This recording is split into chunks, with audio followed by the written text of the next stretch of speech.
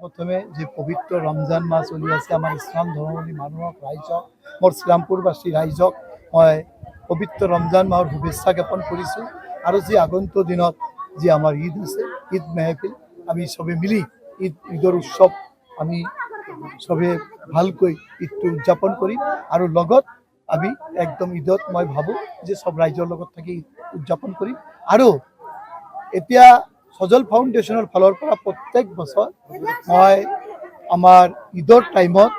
বা পবিত্ৰ ৰমজান মাহত মই বস্ত্ৰ বিতৰণ কৰোঁ মই 6,000 7,000 বিতৰণ কৰোঁ এই বছৰ মই 15,000ৰ এটা টাৰ্গেট লৈছোঁ আৰু এই অঞ্চলত গোসাইগাঁও সাব ডিভিজন অঞ্চলত যি দুখীয়া দৰিদ্ৰ পিছপৰা ৰাইজৰ মাজত বস্ত্ৰ বিতৰণ হ'ব আৰু 15,000 পৰিয়ালক আৰু মই ভাবোঁ যে এই ৰাইজৰ যে দোৱা আশীৰ্বাদ এই দোৱা আশীৰ্বাদতে আজি মই এই জায়গাত আছোঁ ৰাইজৰ আশীৰ্বাদত আছোঁ আৰু 2009 চনৰ পৰা মই যেতিয়া ছ'চিয়েল ৱৰ্ক মোৰ জীৱনৰ আৰম্ভ কৰোঁ এই পবিত্ৰ ৰমজান মাহতে মই মোৰ ছ'চিয়েল ৱৰ্কৰ যিটো জীৱন এইটো আৰম্ভ কৰিছিলোঁ আৰু তেতিয়া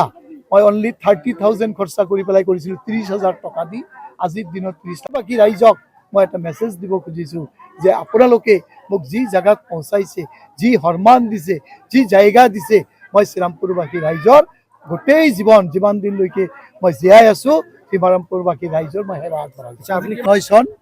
তেতিয়া আমাৰ পবিত্ৰ ৰমজান মাহ তেতিয়া মে' মাহ মানত আছিল মে' লাষ্ট এনেকুৱা টাইমত আমাৰ ৰোজাৰ মাহ শুৰু হৈছিল যিদিনা ৰোজা আৰম্ভ হৈছিল তেতিয়াৰ পৰা 2009 চনৰ পৰা মই ছ'চিয়েল ৱৰ্ক কৰি আছোঁ আজি চাপাংগুৰি অঞ্চলত 600 পৰিয়ালক দিয়া হ'ল 500 কাপড় আৰু 100 লুঙ্গি দিয়া হ'ল আৰু নেক্সটটো আমাৰ বহুত প্ৰগ্ৰাম আছে মহামাৰী তাৰপিছত হাৰভাঙা BCTC এনেকুৱাকৈ আৰম্ভ কৰি দিছোঁ বেছি দিন আৰু নাই আৰু 13টা ৰোজা আছে মই ভাবোঁ যে 10 দিনৰ ভিতৰত পাৰ ডে 2,000 পৰিয়ালক আমি টাচ কৰিম 2,000 পৰিয়ালৰ ওচৰত থাকি এই বস্ত্ৰ বিতৰণ কামখিনি কৰি মই নিজকে মই বহুত প্ৰাউড ফিল কৰোঁ আৰু মই যেতিয়াৰ পৰা এই বস্ত্ৰ বিতৰণ বা ছ'চিয়েল ৱৰ্ক মই কৰি আছোঁ তেতিয়াৰ পৰা মোৰ জীৱনত মই পিছু পৰা নাই কেতিয়াও মোৰ মানে ফেমিলি বা পৰিয়ালৰ